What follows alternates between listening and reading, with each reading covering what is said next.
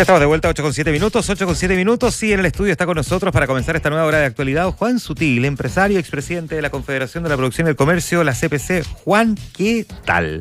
Bien, pues Juan Manuel, muy bien aquí, con ganas, fuerte y claro, como dicen los pilotos. Vamos a ver, porque tenemos harto que conversar, Juana. Hay harto tema que conversar. Voy a partir con la pregunta. Algunos dirán, pero no, la pregunta regalada. Pero Juan Sutil puede sorprender con la respuesta.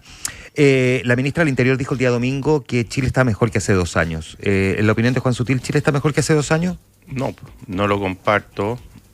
Tengo mucho aprecio por la ministra. Me tocó trabajar con ella. Pero no lo comparto, y tampoco comparto cuando el gobierno dice que Chile está mejor, que han hecho muchas cosas. Porque es cosa de escuchar en la tarde a el alcalde Bodanovich, Tomás Bodanovich, decir, oiga, ¿sabe qué más? Sálveme, porque aquí estamos con un problema de seguridad, estamos con un problema de integridad de la convivencia, necesitamos las Fuerzas Armadas, necesitamos el despliegue, necesitamos proteger. Me imagino los comerciantes cuando llega alguien a decirle, oiga, don Lucho, yo voy a pasar a fin de mes por 200.000 pesos, así que júntamelo. En esos niveles nos encontramos y vamos conociendo situaciones, Juan Manuel, de inseguridad permanente, y no solo delictual, sino que también estamos con una inseguridad social relevante. Estamos con una falta de generación de empleos de calidad, de oportunidad a las personas que más lo necesitan. Y bueno, eso se logra resolver a través de buenas políticas públicas, se logra a través de avanzar con buenos acuerdos, de generar crecimiento. Y eso no está sucediendo. ¿Cuánto de esa falta de avanzar en esos proyectos, en esa iniciativa, en esos acuerdos, tiene responsabilidad también la oposición? Porque hay quienes dicen que esta ha sido una oposición muy dura al gobierno y que por lo tanto en un sistema político que está muy fragmentado, con muchos partidos, con por lo tanto más dificultades para poder alcanzar acuerdos en el Congreso, la oposición tampoco está contribuyendo a poder avanzar en esos acuerdos que se requieren que tú estás planteando. Bueno, hay acuerdos que son muy importantes para las personas. A mí me tocó participar en el acuerdo con las centrales sindicales para avanzar en materia de 40 horas. Y yo soy de los que piensa que Chile está en un estado maduro como para poder avanzar en esas materias. Y me tocó desde la mirada nuestra, del mundo de la producción, del mundo del comercio, apoyarlo. Y se llegó a acuerdos, y esos acuerdos se llegaron en el Congreso. Uno puede proponer, pero finalmente es el Congreso el que define cómo se regula y cuáles son las leyes. Entonces, en materia de seguridad se ha ido llegando a acuerdos también. No se te olvide que se aprobó la ley Naín Retamal, que en los periodos anteriores el misma gente del Frente Amplio lo había negado absolutamente. La ley de usurpaciones, donde finalmente al final el gobierno tuvo una posición bastante débil, en mi opinión, respecto de tratar de tipificar, como lo está haciendo ahora respecto de la regla de uso de la fuerza. De la fuerza. Entonces le va a preguntar, okay, ¿usted es migrante o no es migrante? Imagínate una persona que está con una pistola al frente, si le podéis preguntar. Y también se ha avanzado en la ley de robo de madera. Eso de alguna forma desarticuló a Héctor Yaitul, desarticuló todo el robo que ocurría y que él reconoce que financiaba los fierros. Estoy citando textualmente sus palabras. Entonces, yo creo que han habido muchos avances. Y respecto a otro, fíjate que leía recién, esperándote, el diario Financiero. Y Óscar Abún, que es vicepresidente de la SOFOFA, decía, mire, para volver a crecer necesitamos retrotraer quizás la reforma tributaria del ministro Arena en el gobierno de la presidenta Bachelet, para que el país vuelva a crecer con fuerza, vuelva a crecer la inversión. Perdón, déjame, metámonos al tiro a la economía ya que lo cita. ¿Crees tú, porque hay...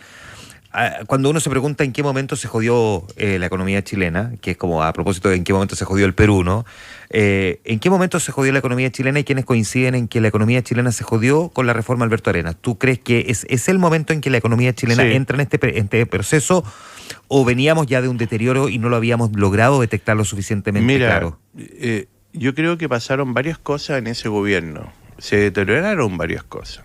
Primero, lo que tú mencionas, porque se dijo mucho, y se dijo, siempre se critica de que no se pueden hacer avances, siempre el sector productivo dice que no.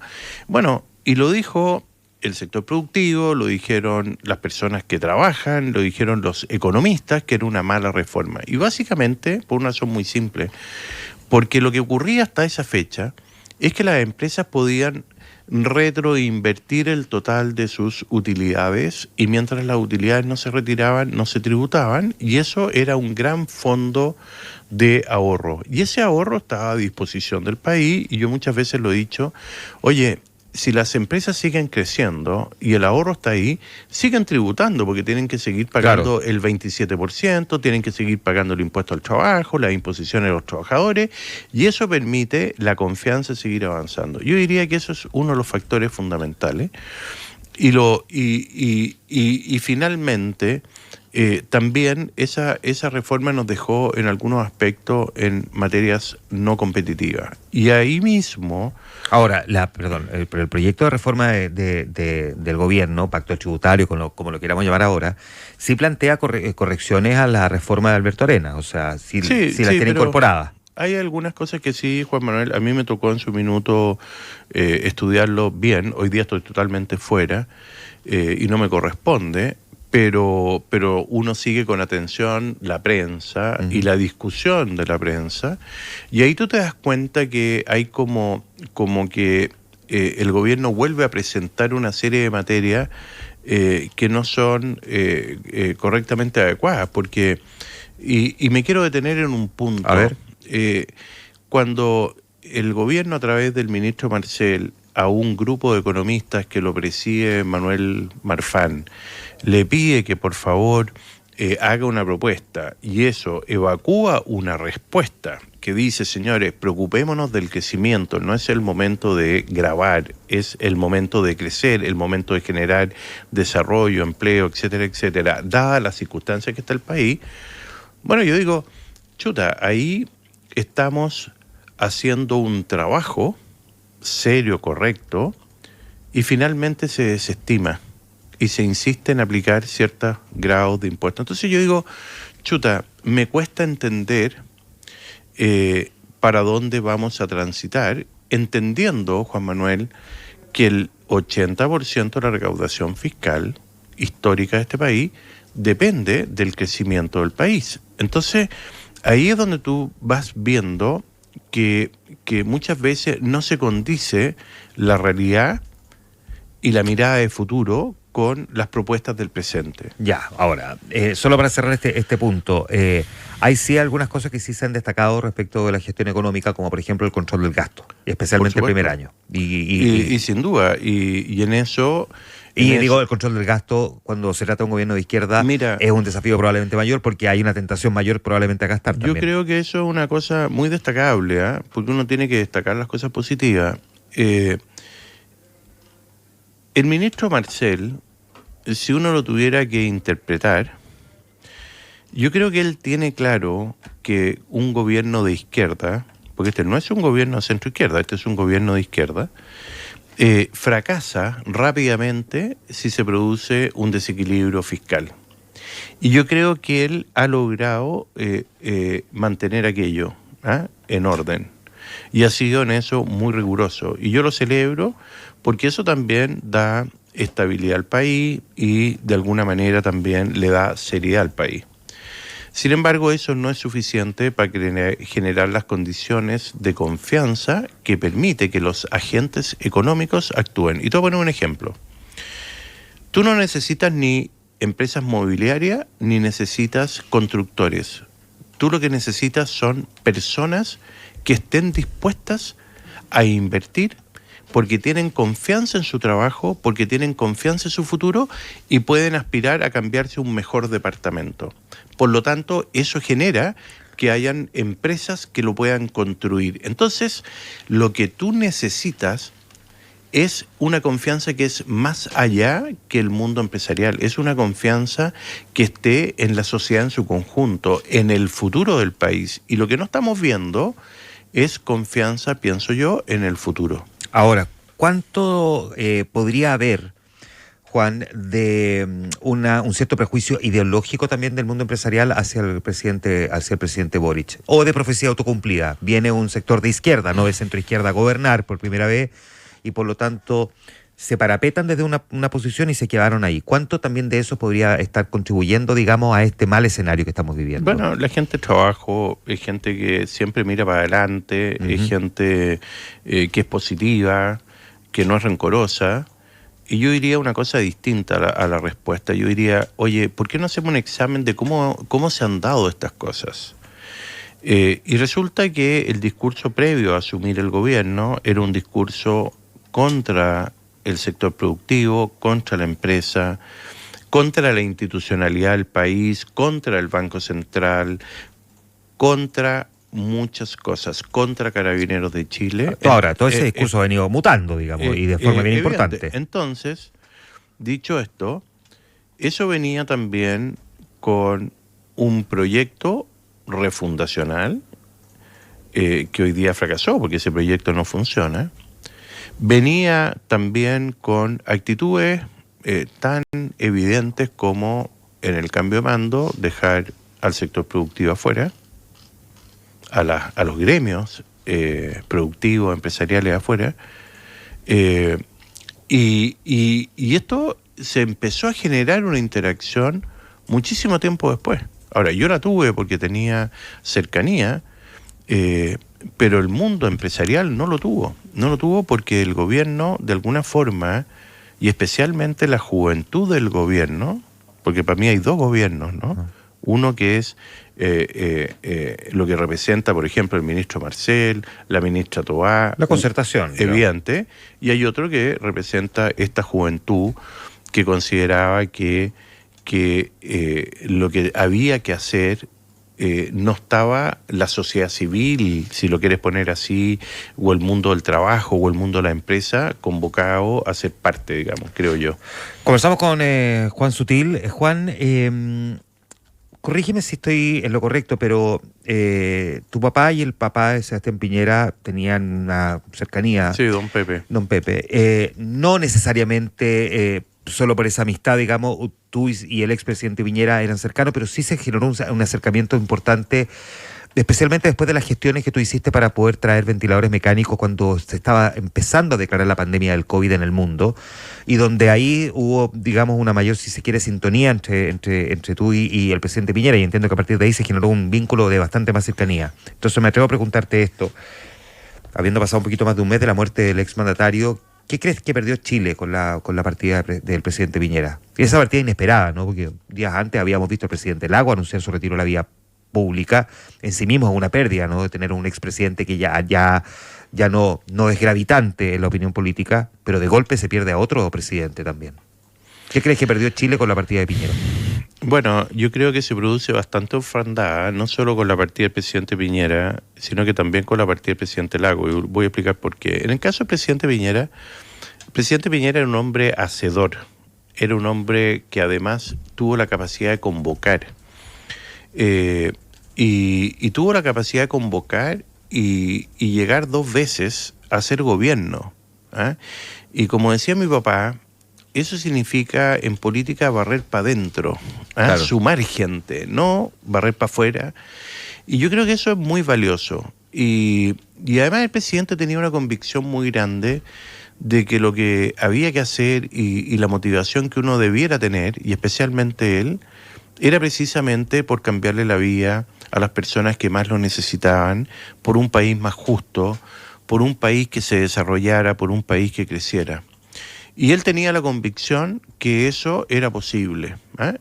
Y también tenía un montón de otras convicciones, por supuesto. Era una persona respetuosa de los derechos humanos, era una persona respetuosa de las personas, de las opiniones, pero sobre todo era un hombre de acción y un hacedor. Y ahí a mí me tocó, como bien dices tú, un momento quizá histórico, que fue primero cuando yo asumo en plena crisis, digamos, social, ¿ya? Y posteriormente el COVID, y después una crisis económica, no Sí, nos porque olvidemos. a ti te toca asumir la presidencia de la CPC justo digamos, post estallido social Exacto. y con la pandemia ahí y con la crisis exacto. que nos acompaña. Y ahí tocó trabajar mucho, tener mucha complicidad, no solo con los ventiladores, también con los PCR, también con las vacunas, también en el plan paso a paso, en cómo movilizábamos y manteníamos la seguridad alimenticia del país. O sea, habían muchas cosas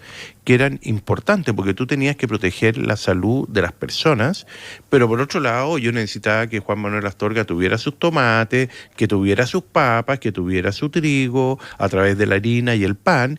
Entonces, al final, había mucho que hacer y mucho que trabajar. Y me quiero extender un poco. Y respecto al retiro del presidente Lagos, una de las cosas que yo hice este verano fue leer el libro de Daniel Mansuy, de Salvador Allende. Uh-huh. Y ahí hay una cosa que es muy relevante, que lo dice Daniel, que dice, cuando el presidente Lagos, no sé si llegado al poder o previo al poder, tendría que volver a leerlo, dice, esto no es reparto. Acá lo que nosotros tenemos que hacer es crecimiento, un Estado ordenado, estructurado, que fiscalice correctamente, eficiente, y mercados abiertos, Juan Manuel. Entonces, cuando tú ves eso, tú dices, bueno, quiere decir que el país puede construir. ¿Te fijáis? Entonces, ¿por qué digo esto? Porque él a su manera también fue un hacedor, ¿eh? Y si tú miras, finalmente lo que hemos perdido son dos grandes personalidades únicas, que son muy difícil de reemplazar, porque son únicas. ¿No ves un traspaso, una herencia, una aposta en ambos sectores, en la histórica concertación, en la socialdemocracia, por decirlo así, que representaba Lagos, y en el mundo de la centro-derecha con Piñera? ¿Ves que haya quien eventualmente pueda recoger parte al menos de ese legado y continuar ese camino? Porque... O sea, sin duda lo va a haber, porque los liderazgos afloran o surgen cuando se dan las condiciones, ¿estamos? Y si uno mira la historia de Chile o la historia del mundo, siempre los líderes surgen de acuerdo a ciertas circunstancias. Y lo que nunca queda es el vacío, ¿eh? Tú puedes tener el recuerdo, el vacío va a ser resuelto, sin duda. Y bueno, eso es una noticia en desarrollo, ¿no? ¿Cuánto te interesa la política? Fuiste candidato al segundo Consejo Constitucional o al Consejo Constitucional, la otra era una convención, quedaste fuera no por falta de votos, de hecho ganabas, pero por corrección, por paridad de género, finalmente no lograste asumir. Tú decías, yo asumo, estas son las reglas del juego, no necesariamente lo comparta o es lo mejor para Chile, dijiste en ese momento, recuerdo haberlo conversado bien. Y sé, lo viví en carne propia, que entrar en el juego de la política, participar de programa de televisión no es necesariamente algo que te acomode, pero ¿cuánto te interesa a ti la política? Mucho, porque fíjate que la buena política es la esencia de la estabilidad de los países. Los países que llegan al desarrollo es porque tienen mejor política, porque tienen mejores acuerdos, porque tienen una sociedad civil más comprometida a través de las instituciones, los partidos políticos, los gremios, y eso se construye. Entonces, en ese sentido, uno no puede estar indiferente, y creo que es obligación de todos nosotros de estar presente y contribuir a que se den esas condiciones, porque todos tenemos un rol que jugar, un médico, un periodista, un profesional, un religioso, un empresario, un político.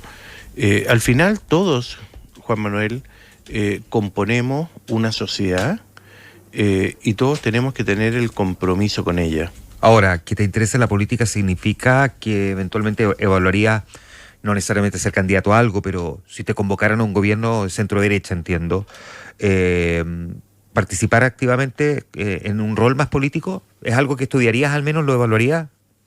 Yo creo que mi rol es contribuir a que las cosas vayan sucediendo, poner la disposición máxima para aquello, tratar de construir acuerdos, tratar de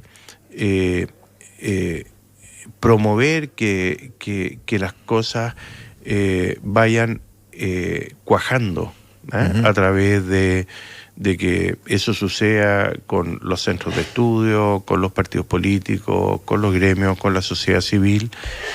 Y pienso que ese es más bien el rol que yo puedo contribuir. Porque Perdona. cuando tomé la decisión de ser candidato a la Convención Constitucional, no se te olvide que eso tenía una cantidad de limitaciones enorme y yo no podía ser candidato nunca más a nada, por lo menos durante 2 o 3 elecciones. Y eso lo tomé con profunda convicción, porque yo no aspiro... Perdona que te interrumpa ahí.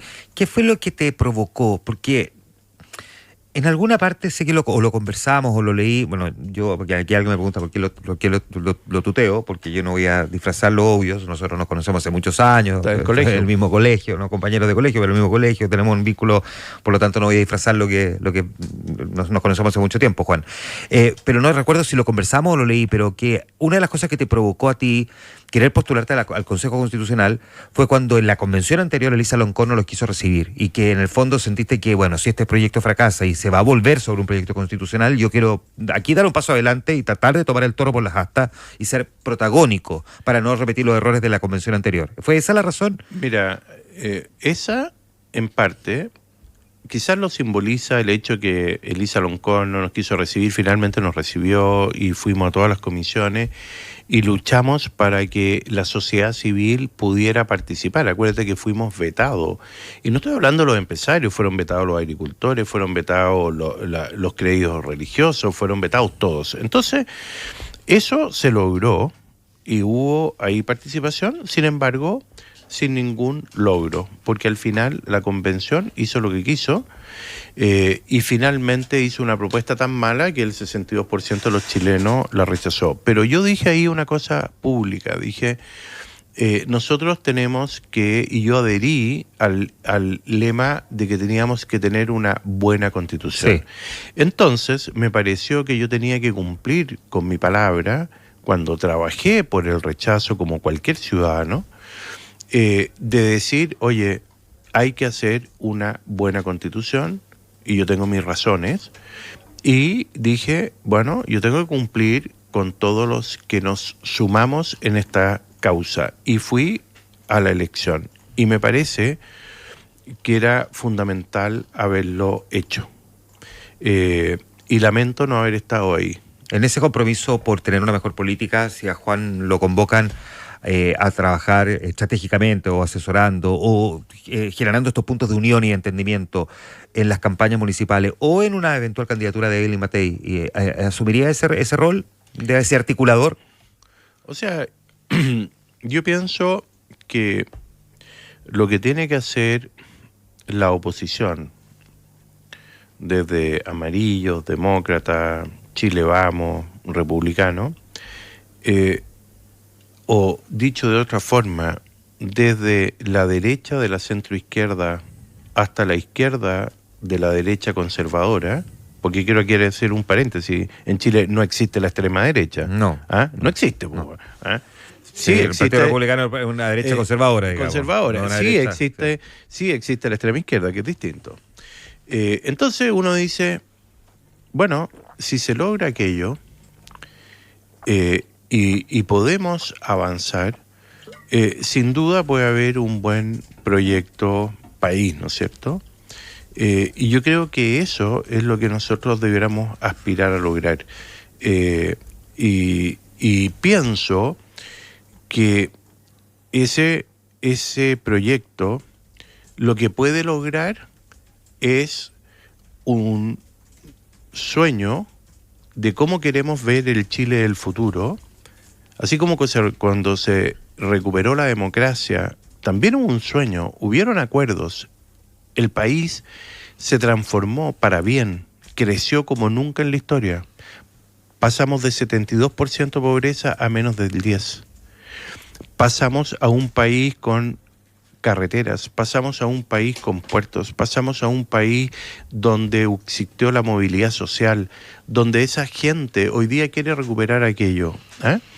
Y junto con eso, si tú tienes esta mirada de largo plazo para conquistar el desarrollo, con mejor protección social, con más oportunidades de inversión, con más oportunidades laborales, bueno, ahí sin duda lo que hay que hacer es trabajar para el primer paso de ese sueño, que es el próximo gobierno. Por lo tanto, ese trabajo debe estar disponible para todos aquellos que quieran ser candidatos de la actual oposición, que aspiran a ser gobierno y que puedan abrazar un proyecto unitario. Pero con un solo candidato.